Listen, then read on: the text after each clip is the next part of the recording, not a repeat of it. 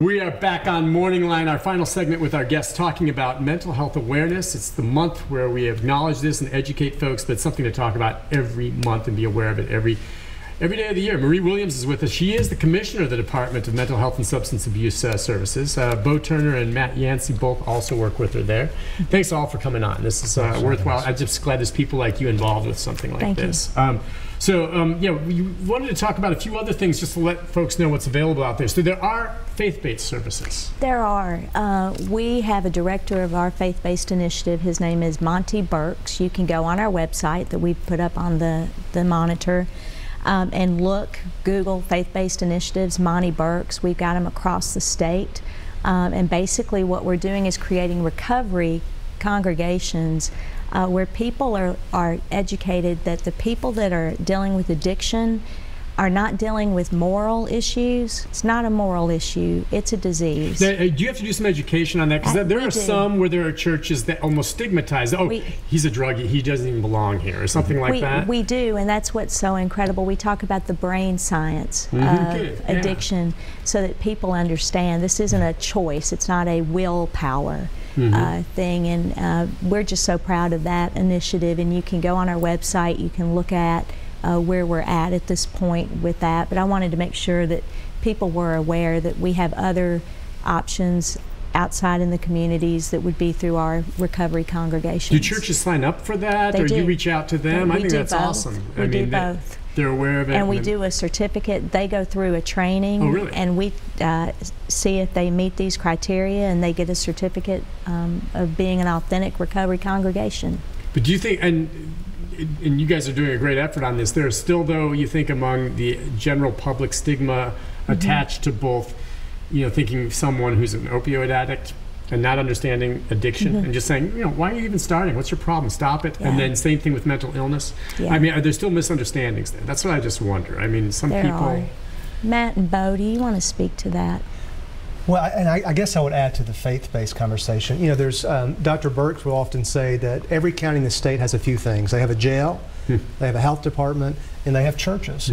And I think for us, when it comes to addressing stigma, as you mentioned, you've got to go to where people are.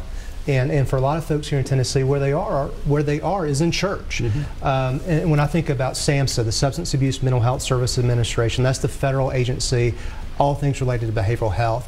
They talk about recovery and what you need for recovery. Health is one of those things, a home. You also need a sense of community and a sense of purpose. And for many people in Tennessee, it's that local faith-based organization that can provide that. So us leveraging that infrastructure in the state has gone a long way in getting people the help they need. What about schools? Because that's also in every county. I mean, I'm talking about maybe starting early. Obviously, anti-drug message. I don't know how you deal with youngsters and talking to them about mental health issues. Certainly once they get to high school, I guess, right? Yeah, the data supports that when it comes to mental illness symptoms. Around 50% are seen by the age of 14, 75% by the age of 24.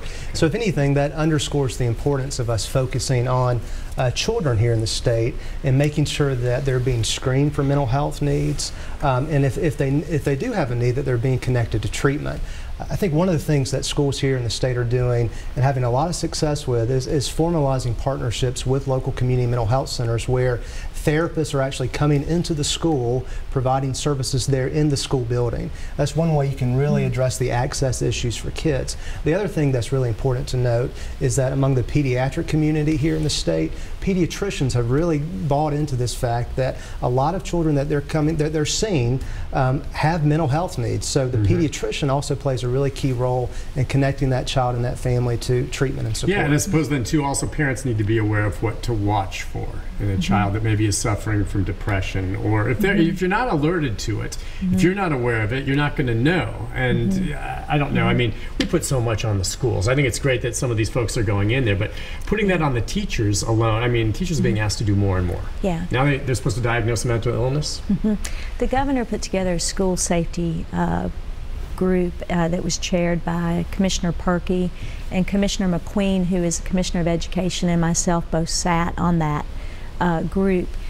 We are coming up with some really great plans for how to work with educators as well as parents in schools that may be deemed to need more resources than they have. And we're not there yet to announce anything, but you're going to come on the show and announce it when the time's right. Are you going to do it? We'll come and talk with you. I'll talk to Commissioner McQueen and Commissioner Perkey. Bring them both on with you. It would be good. You'll have to get more chairs.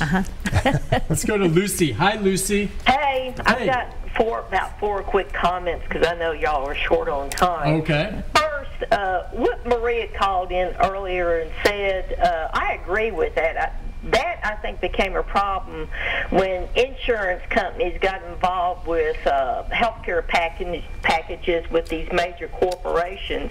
There's always been sliding scales. If you were poor 45 years ago, that you could go to a psychiatrist or a psychologist and they would set you up a sliding scale and help you. And that kind of stopped when insurance companies got involved with all this advertising they were doing back in the 80s. The second thing is, I think y'all need to look into this fact that a lot of seniors that end up in ERs with bladder infections are being diagnosed and put into state custody when they have a bladder or kidney infection, and they misdiagnose them with dementia. And the third thing is this peer group. You talked about peer groups. I think y'all need to get away from when somebody has a mental illness that it's not, they have other family that's not blood related. And the reason I'm saying that is you talked about poverty. Not everybody has access to the internet. I think that if somebody comes in for mental health treatment that's had some serious issues, there should be 3 contacts with surrounding them outside of the doctor's office. All 3 of those contacts should be given written information to call in case there's a crisis to get that person off the street.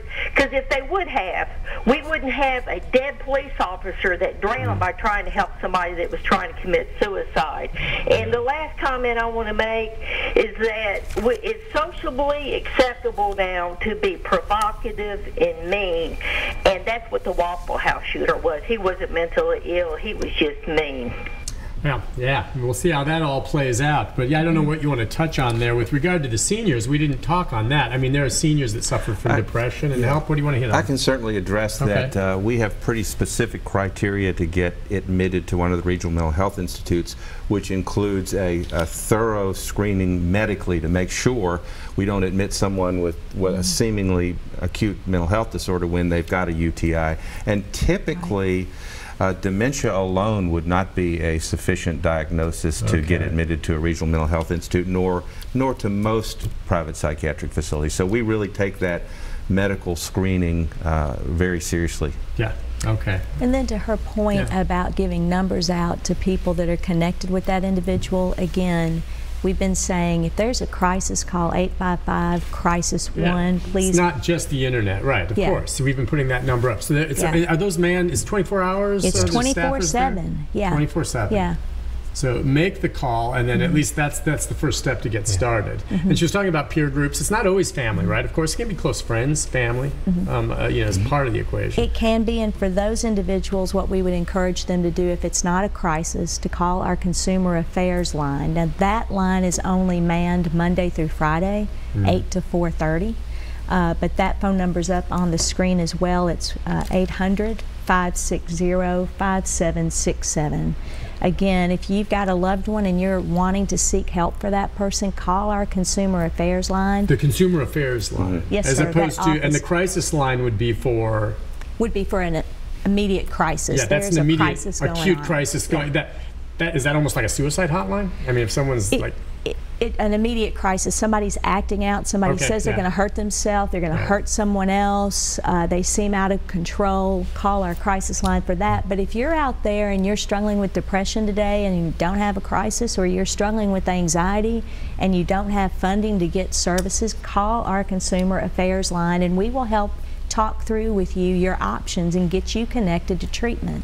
Okay, well, I guess, Commissioner, you're here with your colleagues just as we wrap things up to let folks know, I mean, you've been given more money. The idea is that there can always be more done, but that if there's someone out there suffering either from, one of these drug issues, or you make the call and that it's getting better. There's more help out there. There is, and our governor and legislature both agreed with the fact that in our state we're serving maybe 4 out of 10 individuals dealing with mental health issues.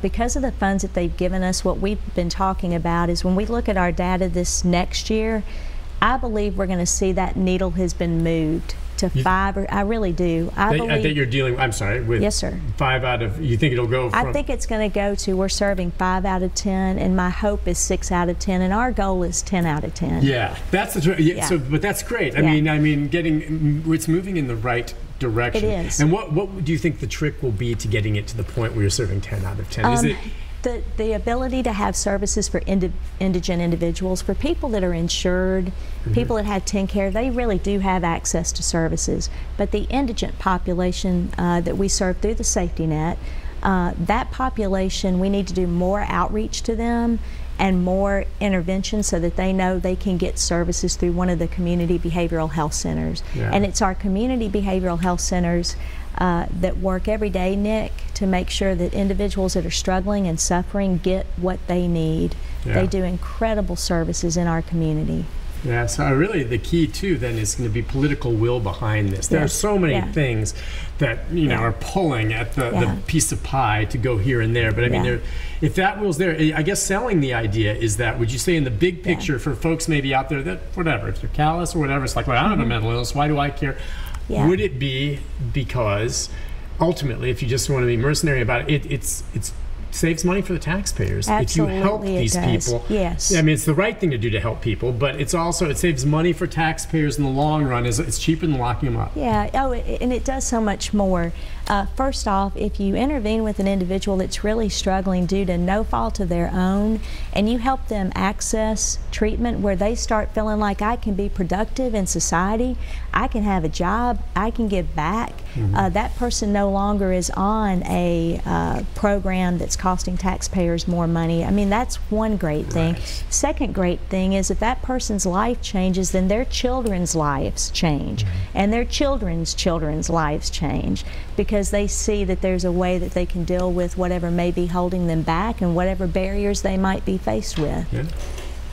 I would just add to that. I mean, I think people are now understanding that mental illness and addiction it's a disease, not a decision. Right. And it's really no different than someone who's dealing with cancer, heart disease, asthma, any other chronic disease. Yeah. And I think people are better understanding that. We still have a long way to go to addressing stigma, but the more we can associate mental illness with being just like any other disease, it's a disease of the brain, and there's help. Keep fighting the fight, doing the good work. Commissioner, thank you. Thank you both for coming on. We'll do this again, all right? Absolutely. Back with the programming note and those numbers for you right after this.